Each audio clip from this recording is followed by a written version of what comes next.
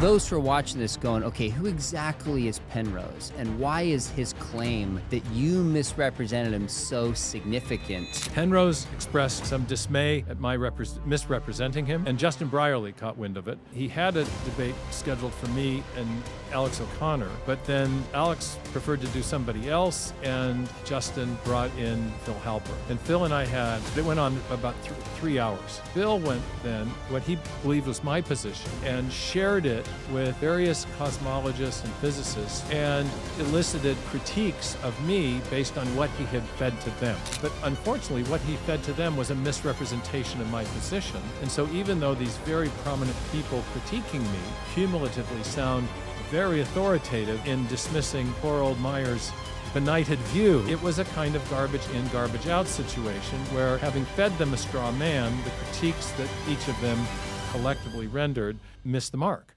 A new battle emerges over the Big Bang.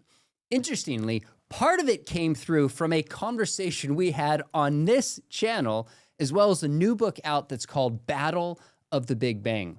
Dr. Stephen Meyer, a friend of myself, Talbot School of Theology, one of the leading defenders of the existence of God in light of the emerging scientific evidence, is here to explain kind of the drama behind the debate and what's at stake. Thanks for coming here in person. It's great to be with you, Sean. Yeah, absolutely. Yeah, there's a bit of a backstory that involves the two of us. Should I start there? That's a great place to start. Please. Well, you and I had a conversation soon after the paperback version of my book, Return of the God Hypothesis, came out, in which there was a new epilogue.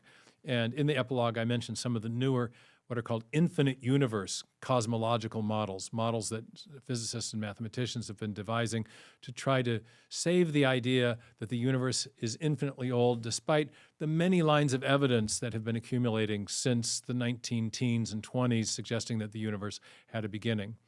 And one of those models is a model that was devised by Sir Roger Penrose, the great British physicist. And Sir Roger's model, called the conformal cyclic cosmology, is something that I critiqued in passing in the epilogue of the books, pointing out that that though it does provide a mathematical account of how the universe could be infinitely old, it does so at a high cost for philosophical naturalism, in particular the cost being the affirmation of unexplained fine-tuning, additional sources of unexplained fine-tuning.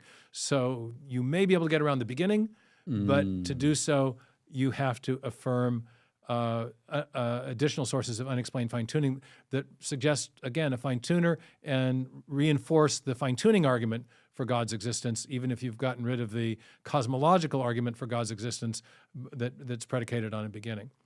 In response to our conversation, a British science writer, journalist, Phil Halper, apparently heard the conversation. One of the authors of this Big Bang heard the conversation, presented elements of it to Sir Roger. They collectively expressed some dismay, feeling perhaps that I had misrepresented some aspects of Sir Roger's model.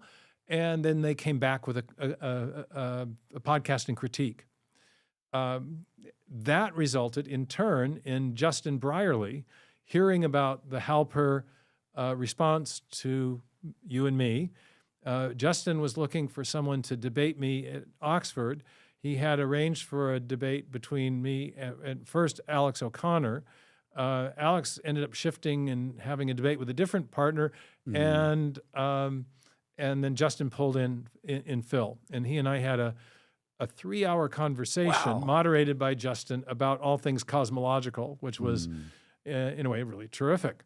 And that, in turn, has resulted in Phil presenting what he takes my position to be and presenting it to a series of leading physicists and cosmologists. He writes on this topic, so he knows many of the leading people in the field, and eliciting their critique of me.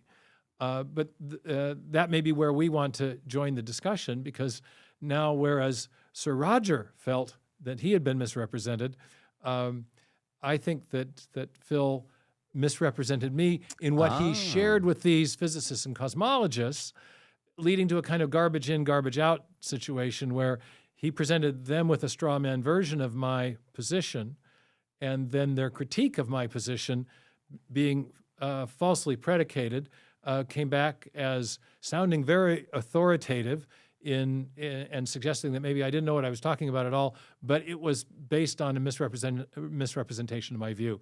And you've kindly given me a chance to rejoin the conversation, first by clarifying what my view actually is, and then I guess we've decided we'll have a second conversation about the work of Sir Roger Penrose on in his conformal cyclic cosmological model, where we'll maybe clarify a few things, eliminate some confusion, and then see if we can clean that discussion up as well.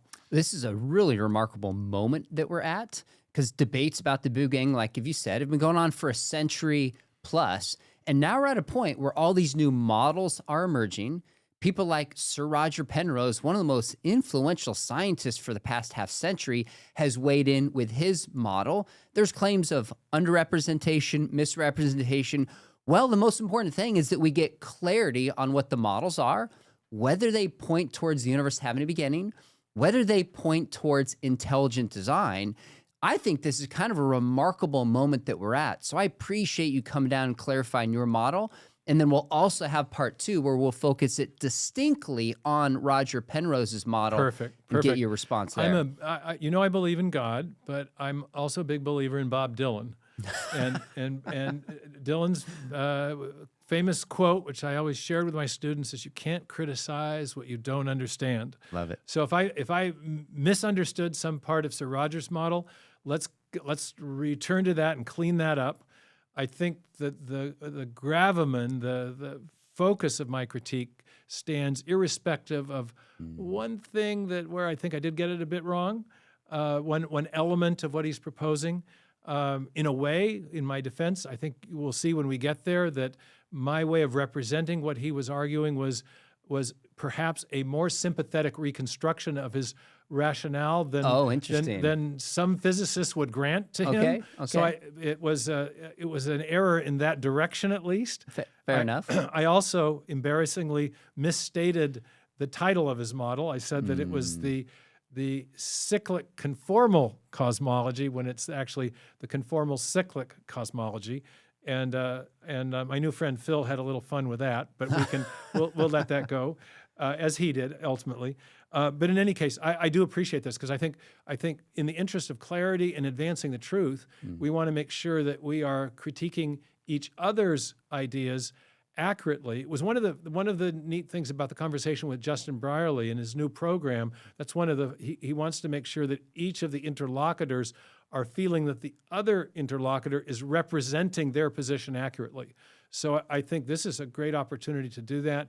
And I thank you for giving me the opportunity to clarify what my position is, so that people understand what it is I'm actually arguing, as opposed to the impression that Phil gave to these cosmologists and physicists.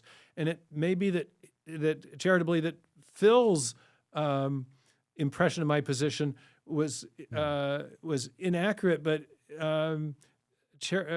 was innocently derived, because these are difficult things to master. And in my book, Return of the God Hypothesis, I have a kind of prima facie case for theism based on the beginning.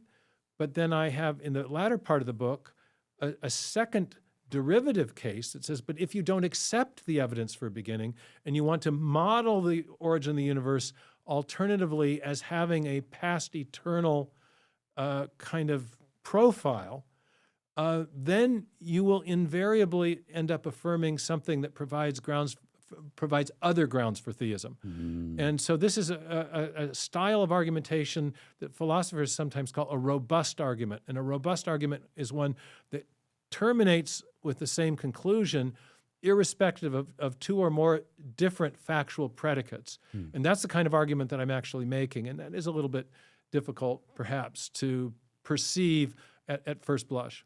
We'll get into some of that. I really appreciate your commitment and desire to follow truth, to represent arguments fairly, your humility to come on and say, you know what, I might have gotten this not as clearly as I could have, but let's come back and get it exactly right and then offer our critique. I think we're at a remarkable part of this It's conversation. actually fascinating, Sean, to just go step by to go step by step, and this is what we'll do in our second conversation. We can go step by step through the Penrose model. A lot of people, these discussions of cosmology are of interest to everyone. Where did the universe come from? This is a big question of ultimate concern. Why is there something rather than nothing? You know, one of the great philosophical questions closely related to that. But because the cosmologists are often physicists in their training, and because cosmological models are rendered mathematically often, many people cannot read the papers and that are written by these leading thinkers. And so they end up being opaque to the public. And one of the things that I like to do, having had a background in physics and having great physics colleagues, Bruce Gordon, a philosopher of physics who did his PhD with Arthur Fine at Northwestern, Brian Miller, PhD in complex systems physics from Duke. When I was doing Return of the God hypothesis, I did a lot of mathematical retooling myself. My daughter was at Tulane at the time. Every time I'd go down, I'd spend 3 hours with Frank Tipler in his office. That's great. And he derives some of these fundamental equations of quantum cosmology for me, and showed how they followed from the Schrodinger equation in ordinary quantum mechanics. So I had enough background to be able to kind of retool in this area, and then to read these papers profitably, and then function a bit as a translator with some even more sophisticated, accomplished physicists as my guide to make sure I was getting the technical details right.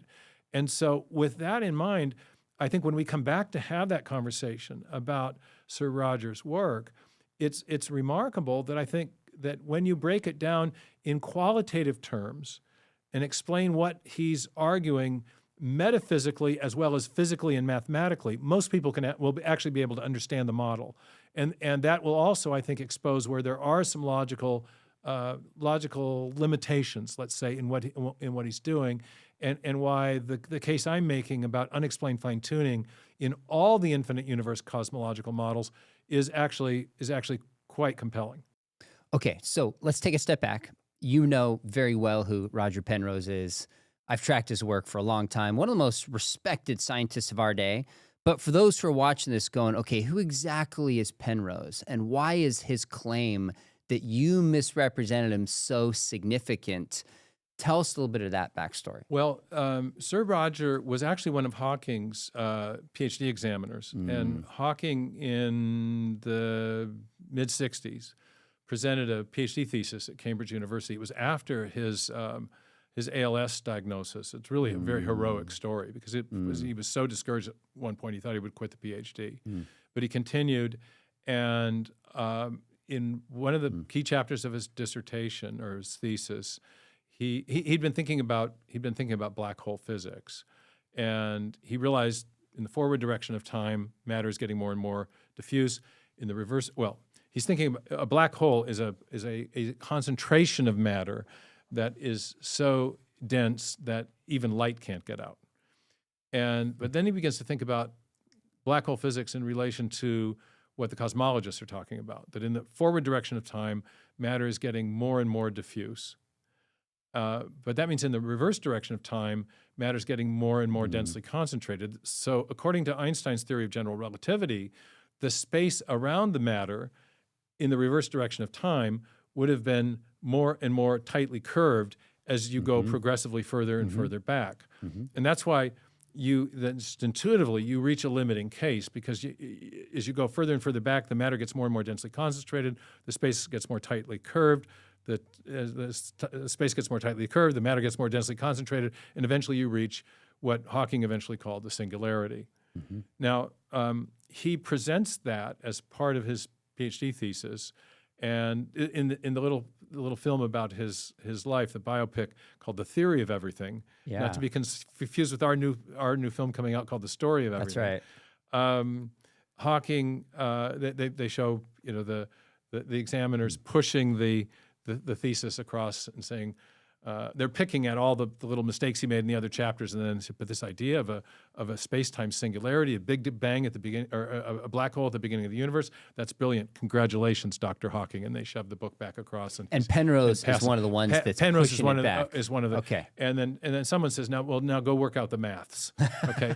Well, so Penrose and Hawking then go work out the maths. Okay. And in 67, 68, I think they publish a couple of papers with mathematical proof of the singularity.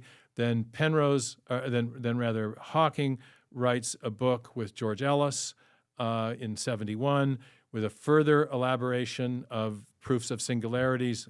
And in the 71 book, they acknowledge that, yes, well, I think it was at that point 10 to the minus 33rd of a centimeter is the volume at which the general relativity analysis has to take into account the quantum, and they really, at that point, all bets are off. But we're talking about something so small you can hardly imagine it, and they say it's essentially, if not a singularity, it's a near singularity, and essentially it's a creation event. What we've established is there was a creation event. Hawking then spends much of the rest of his career, at least on cosmology, attempting to circumvent that conclusion. And he formulates quantum cosmology as the way to do that, okay? And that's why I go into so much depth on that in the Return of the God hypothesis, because I wanted to show that you can circumvent the conclusion of an absolutely certain beginning, but you do so at a cost. And the cost in quantum cosmology is an unexplained informational input or an unexplained fine-tuning that itself has theistic implications. That's the bottom line of what we've just been talking about.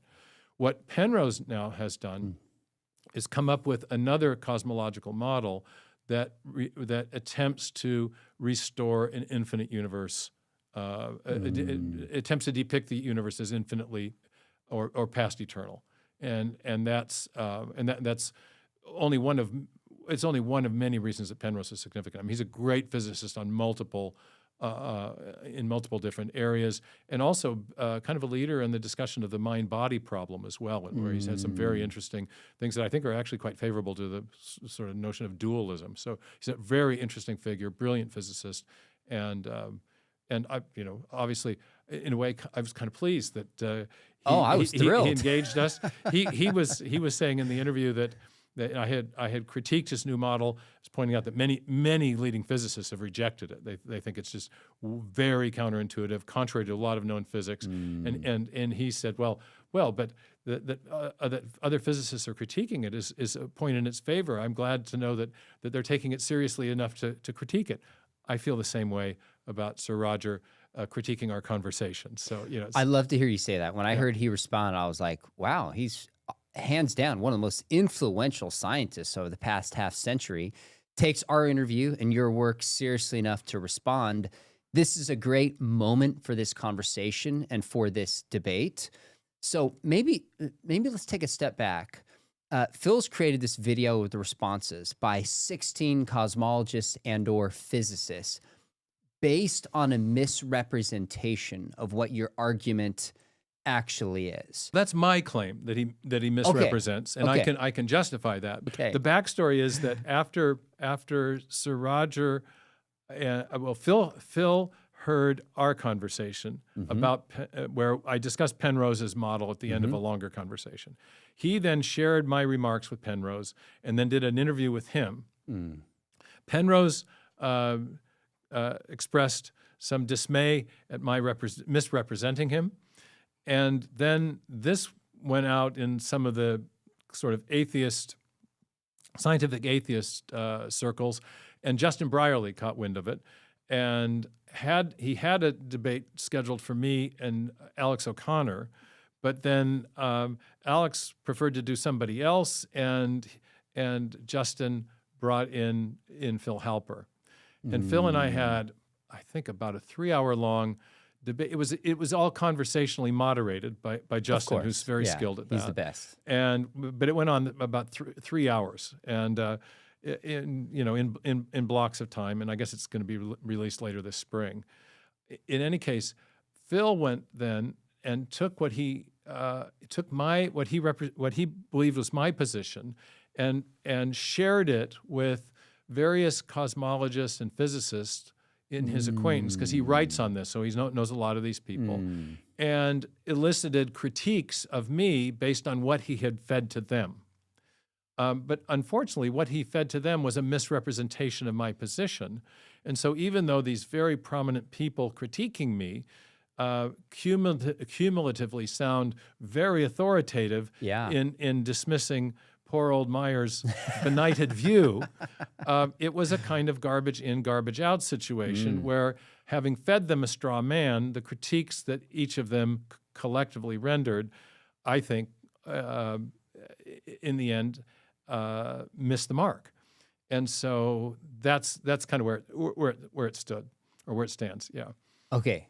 Do you want to go into any of the details of that debate, kind of what happened, where it goes? Obviously, you want people to go watch that as well. But well, less the debate, but more this question of the misrepresentation, because I think it's crucial. And it goes back to what we were first talking about. Okay.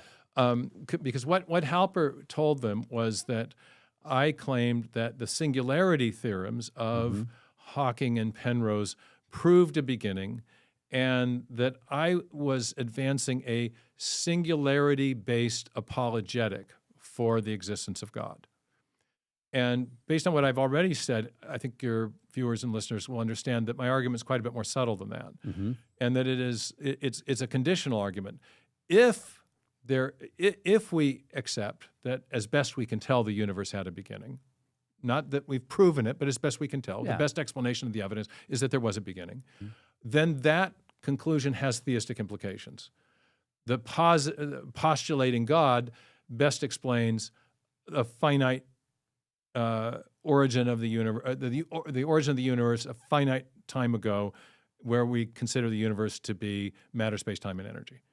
Okay, but if we accept one of these infinite universe cosmologies, or if we model the universe as having an infinite universe, then in our modeling we invariably are affirming in something, in particular, quite often unexplained fine-tuning, that provides alternative evidence for theism.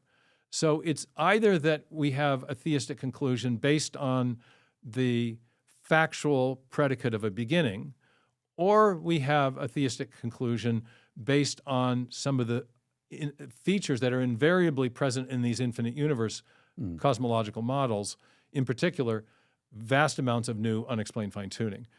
And so my apologetic is not singularity-based, rather it's evidentially based, not a proof of an absolute beginning, but a cumulative case for a beginning as a best explanation of the evidence, and in addition to an alternative condition where if you're not persuaded by that, or if you want to model the universe as being infinitely old, you're going to be affirming something else that invariably provides grounds for theism. So it's an either-or argument, not based only on one possible factual predicate.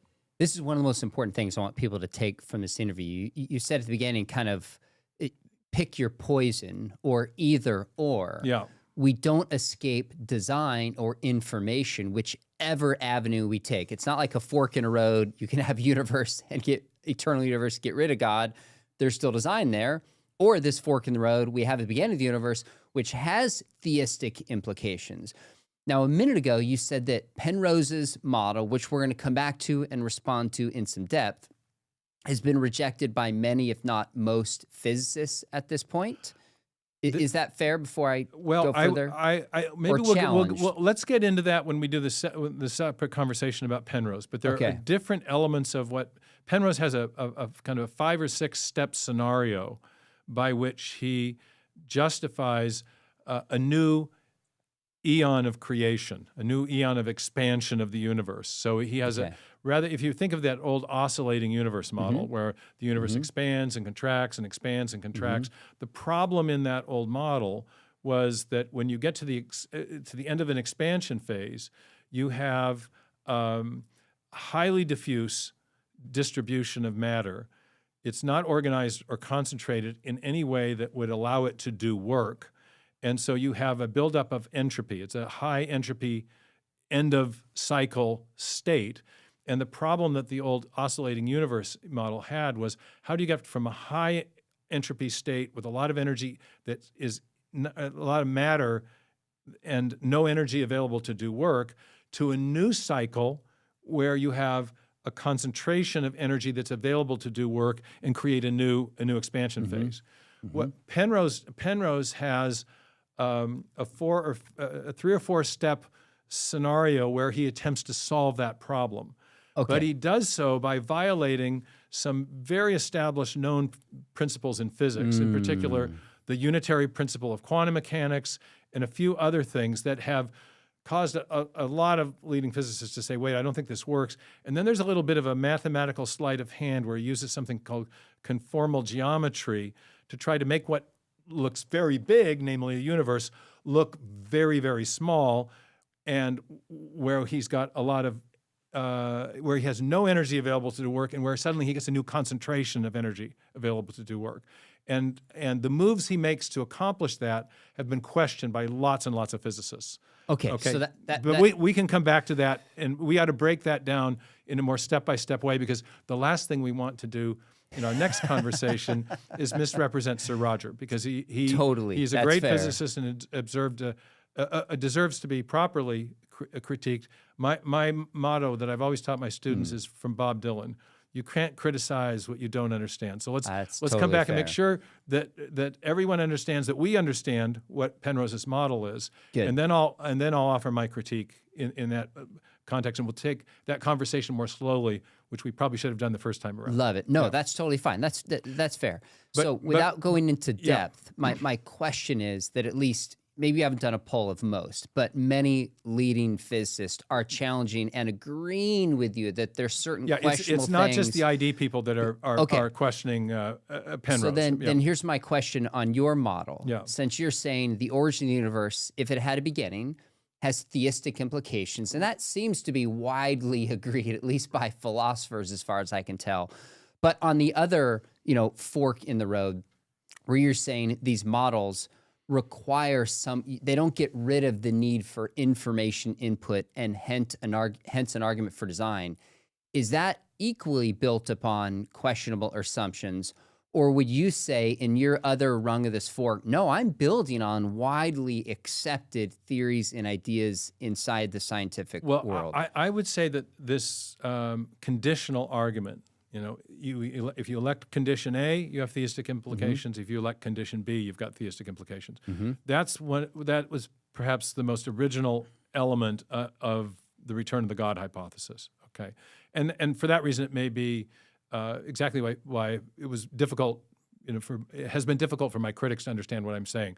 Phil Halper has sort of just repaired to this idea that this is another version of the Kalam argument, and Meyer's arguing using the singularity theorem to justify the second premise that the universe had a beginning.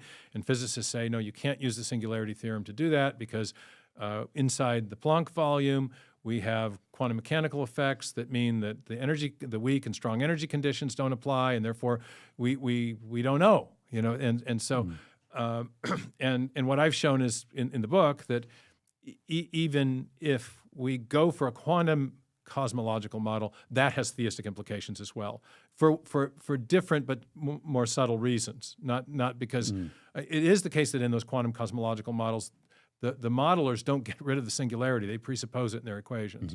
But setting that aside, even if you can imagine a past eternal quantum mechanical state, to get to a universal wave function that includes a universe like ours, you have to constrain the underlying mathematics in a way that's non-arbitrary, that requires a huge input of information.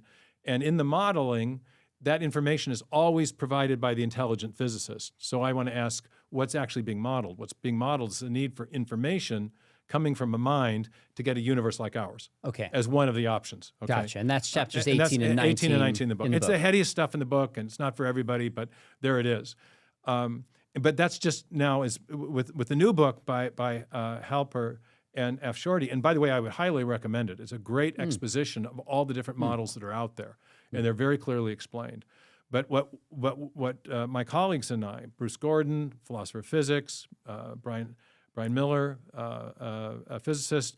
What we found in going through these models is that invariably they have one or more of these epistemic costs that I was describing, one of which is always unexplained fine-tuning, and the others which are often present are violations of known physical laws or principles, some mathematical sleights of hand, and very typically a multiplication of pure theoretical postulates, the violations of parsimony, of Occam's razor. So high epistemic cost for these infinite universe cosmologies, which is one of the reasons I argue that as best we can tell, the universe had a beginning.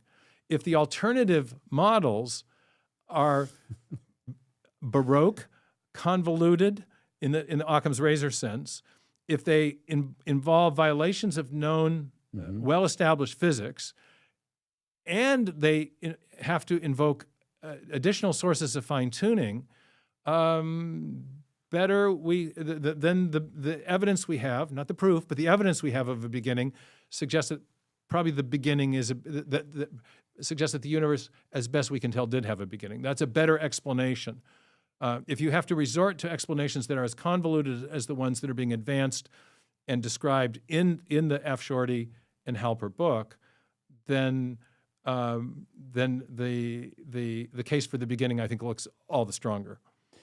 Okay, so when I saw this book, Battle of the Big Bang, I had a couple thoughts. I was like, awesome. People are still talking about what this means. My second thought was, I thought we started establishing the universe had a beginning about a century ago, and it was sometime in the middle to the end of the 20th century that multiple models came up, whether it's the steady state or the oscillating universe, trying to explain a apparent beginning of the universe and maintain eternal universe.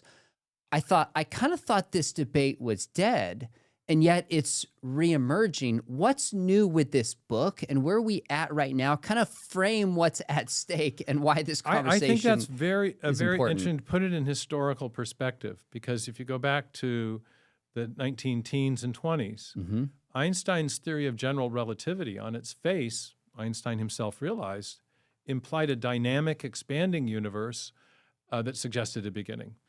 He gerrymandered his equations, as you may recall. What he did, he postulated an anti-gravity force called the cosmological constant, which we now think is a real thing.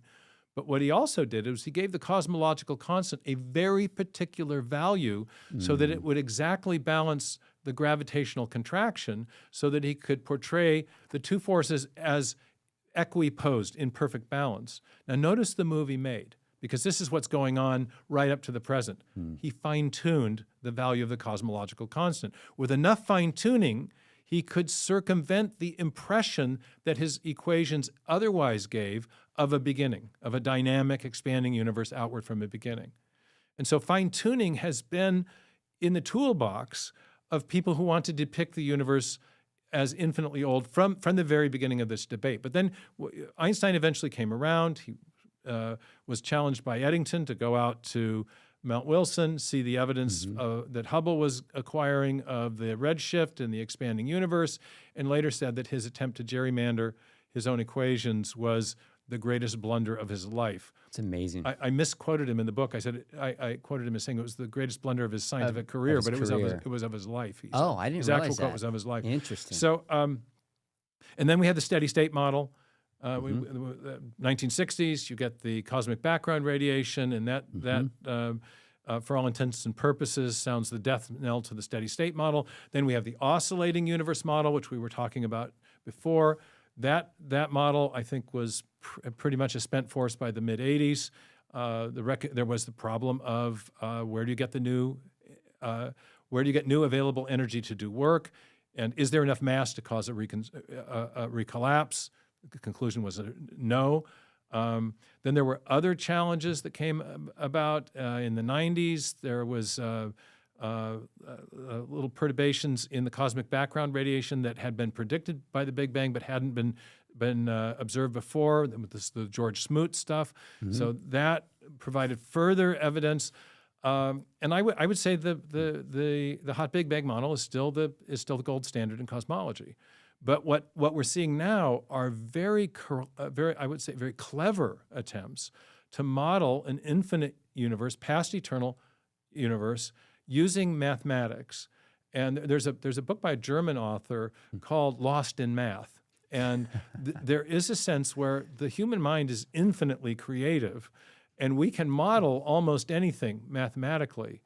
But one of the reasons that I say that as best we can tell, the postulation of a beginning provides the best explanation for the evidence that we have, is that if you think about an expanding, a dynamical expanding universe where galactic material is receding from us, and where space is getting less and less curved as matter is getting more and more diffuse, you have actually what you're seeing is a dynamic expanding universe. If you back extrapolate, most naturally you come to some point past which you cannot go, a limiting case.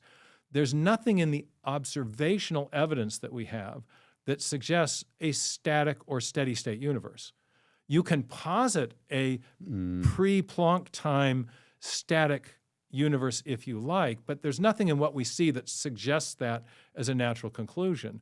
Whereas what we see in this dynamic expanding universe, which if we back extrapolate, does suggest a limiting case and therefore a beginning. So there's a kind of prima facie obvious case for a beginning. There's also certain paradoxical, or there's certain explanatory conundrums that result for naturalism if you posit an infinite universe. For example, if you say, well, inside Planck time, maybe we had, or inside the Planck volume, we had an infinitely existing static universe, and maybe it was in a quantum state, maybe in some other kind of state. In whatever state it was, there's two possibilities. If it was infinitely, if it was infinitely old, if you could kind of think of it as a kind of infinite tail that preceded the expansion of the universe, or a cosmic egg that was infinitely old, either in that state, the necessary and sufficient conditions of a subsequent expansion were always present, okay, or they were not. If they were always present, if those conditions were always present, then we should expect to see evidence of an infinitely long expansion, of an expansion that's been going on for an infinitely long period of time. But that's not what we see. Empirically, we see evidence of an expansion that's only finitely old. So that we should eliminate. That means that if we posit an infinitely old cosmic egg or tail on the expansion, that perhaps the necessary conditions of a subsequent expansion were there, but not the sufficient conditions, not the conditions that would result, that would cause a subsequent expansion. In that case, something would have needed to be added to those merely necessary conditions to make those conditions sufficient. But that entity, whatever it was inside the Planck volume, existing infinitely long into the past, was the whole of the universe. That's what we're positing the universe was inside that Planck volume, that tiny smidgen of space where the quantum effects apply, where maybe general relativity doesn't, et cetera, et cetera. But that means if the universe, as it existed from that infinite time, did not have the necessary and sufficient conditions to cause a subsequent expansion, something from outside the system must have been added to move it from mere necessary conditions to causal sufficiency.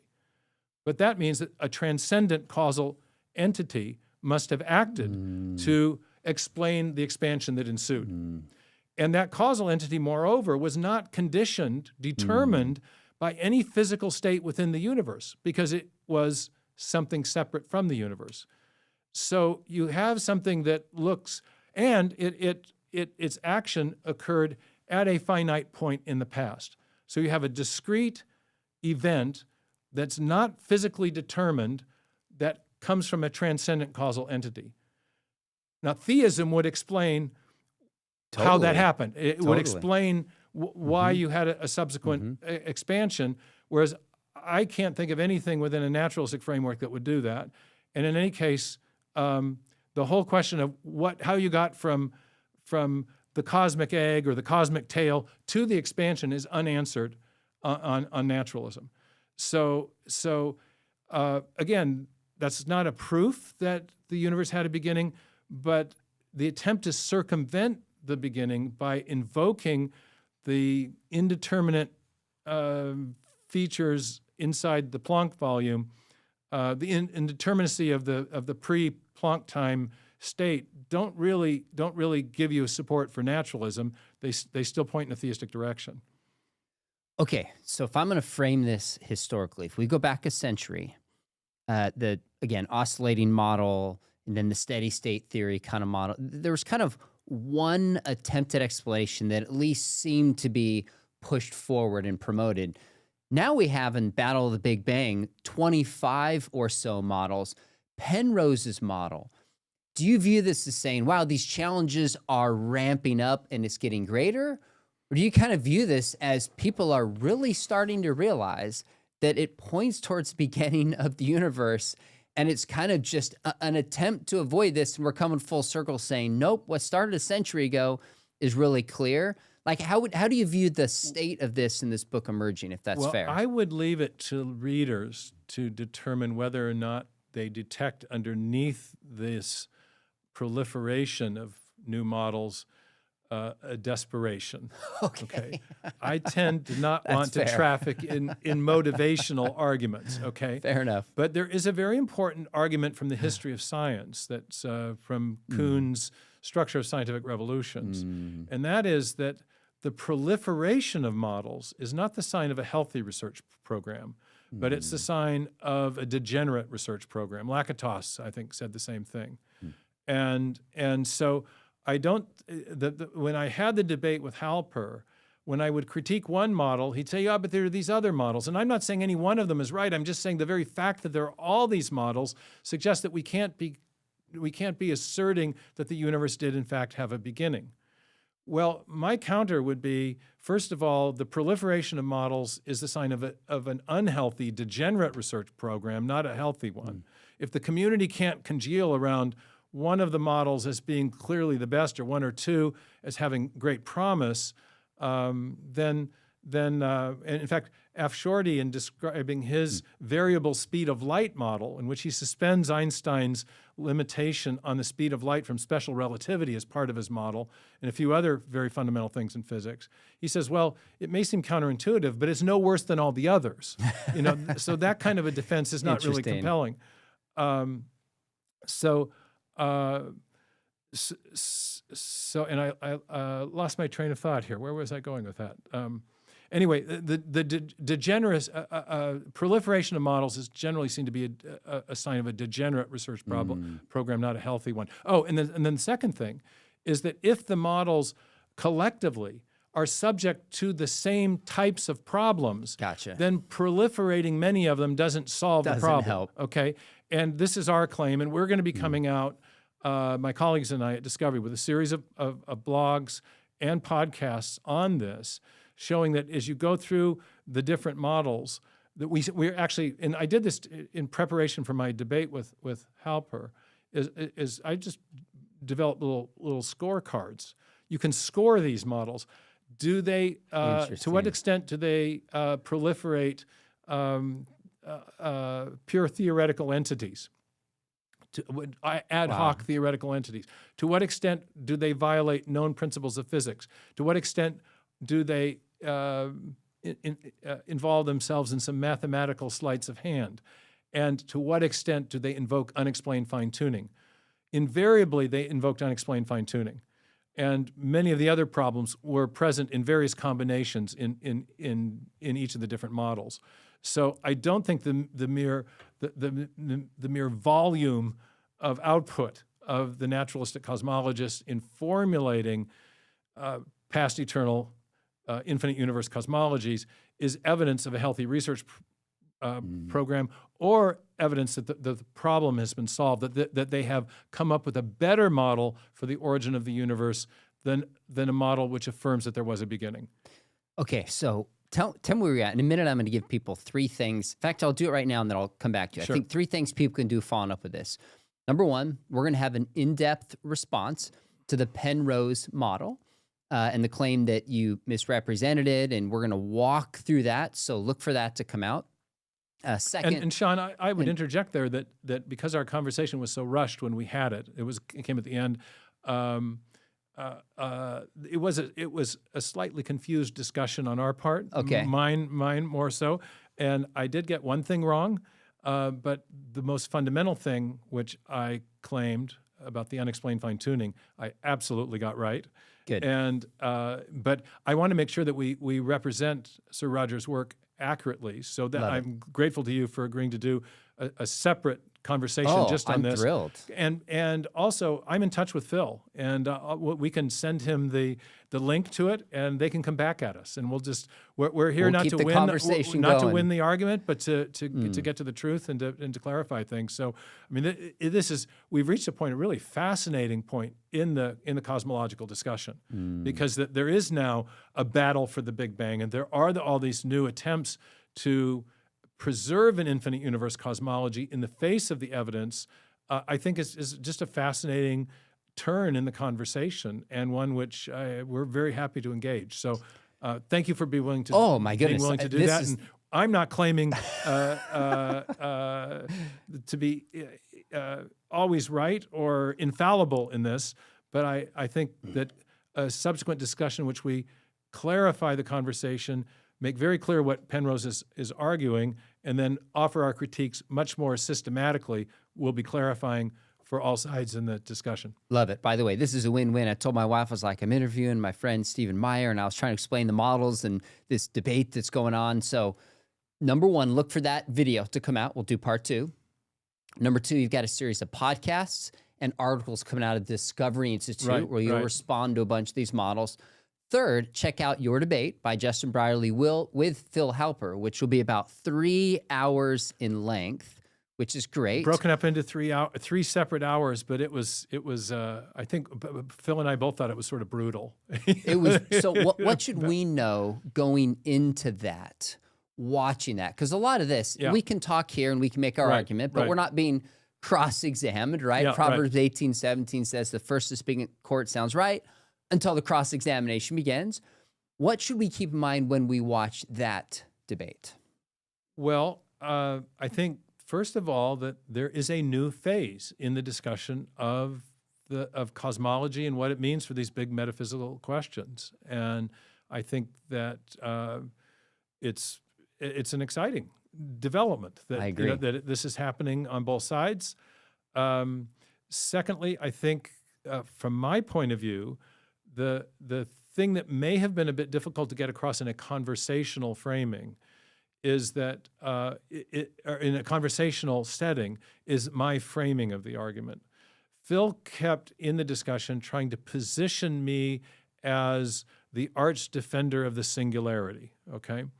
And I think the singularity theorems are highly suggestive. I don't think they provide a absolute proof, but we don't require proof in science to affirm something as a best explanation or the go-to model or the best theory. So I think my argument has been, as best we can tell, the universe had a beginning for multiple reasons. But if you don't want to accept that and you want to model the universe alternatively as having an infinitely long history, that it is past eternal, that the cost of such modeling has its own theistic implications. That's the framing and the key element there is that look to where are you finding unexplained fine-tuning in the models. At the end of the debate, Justin asked us each to say what we had learned from the other guy. Oh, that's great. And he kept checking throughout the debate to make sure we were feeling that the other guy was representing fairly, us fairly, which is the best. No, he did a fabulous job. And Phil was a great interlocutor. Okay. But I don't think that he got this overall. I don't think he understood what I was trying to say. But one thing he did acknowledge was that he said at the end he would have to think about Meyer's argument about the unexplained fine-tuning. That's something he needed to think more about. And so I think that point I did at least get across. In any case, none of these really deep issues in cosmology and metaphysics, especially as to which worldview best explains what we're finding in the sciences, are settled by podcasts and debates. They really have to be settled in each person's own mind as you lay out the competing cases before you and begin to think about it. So these conversations that we're starting, I think, are invitations to other people who are interested in these ultimate questions to begin your own investigation of this. And we'll be in service of that, writing and blogging and podcasting more about this at the Discovery Institute. And I appreciate you opening this up here. Oh, absolutely. I think if someone had told me when I really started this channel, yeah, Sir Roger Penrose, who did work with Hawking and one of the most recognizable and remarkable scientists of our day, would do a response to one of my YouTube videos, I'm not sure I would have believed. But I'm also encouraged. You may not want to lay too much stress on that. They may not want to do it again. Well, I think it's led to great continued conversation, which is what we all should want moving forward. It certainly led to the debate with Halper, which led to Halper's video response to me that he put out after the debate, which has now led to our conversation, responding to Phil. And maybe it'll result in another debate. Who knows? So that would be amazing. Did I miss anything part of the story that you wanted to share? Well, one thing. Okay. In addition to there are. I'm going to get back into the weeds. Let's leave it there. Okay. All right. Fair enough. So check out part 2. Yeah. We'll get into the weeds with your response to Penrose, and we'll have some fun doing it. Dr. Stephen Meyer, love your book, Return of the God Hypothesis. And it's pretty remarkable. As I look at when this was published, this says 2020. So it's 2021. 2021 is hardback, revised paperback 2023. That's when I had the epilogue in which I responded to Penrose and Steinhardt and a couple of the other newer cosmological models. What Halper and F. Shorty have shown is there's a whole lot more models to respond to. And the series of blogs we're doing at Discovery with my colleagues, Bruce Gordon and Brian Miller, may result in another book. Who knows? So it's an ongoing discussion. But I would say we feel quite confident that the theistic take on this is far superior to the naturalistic or materialistic one. The epistemic cost of philosophical naturalism is very, very high. You can hold it if you want, but you're going to end up with some very complicated, convoluted kind of cosmological models that are equivalent to the sort of epicycles that people held when they were trying to hold on to the geocentric model in the face of the evidence that was coming out in favor of the heliocentric solar system model. This is one of the things about philosophy of science you learn is that it's always, you can, if you're willing to hold enough auxiliary hypotheses, you can hold on to almost any idea, but the epistemic cost of that gets higher and higher and higher. And at a certain point, people finally say, okay, enough is enough.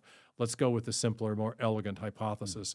And I think theism is precisely that. It's the elegant hypothesis that explains why the universe, as best we can tell, has a beginning, why the universe is finely tuned, why we see information embedded in living systems, why we act as though the moral law is not optional, why we can trust the reliability of the mind, and on and on and on. Theism has broad explanatory power across both scientific and philosophical categories of thought. That's a great note to end on. Appreciate you coming down here in person. Appreciate your work, your friendship personally, as well as for Biola and Talbot. And I'm looking forward to our deep dive response to Sir Roger Penrose. Thanks very much, Sean. Good to be with you. Fun.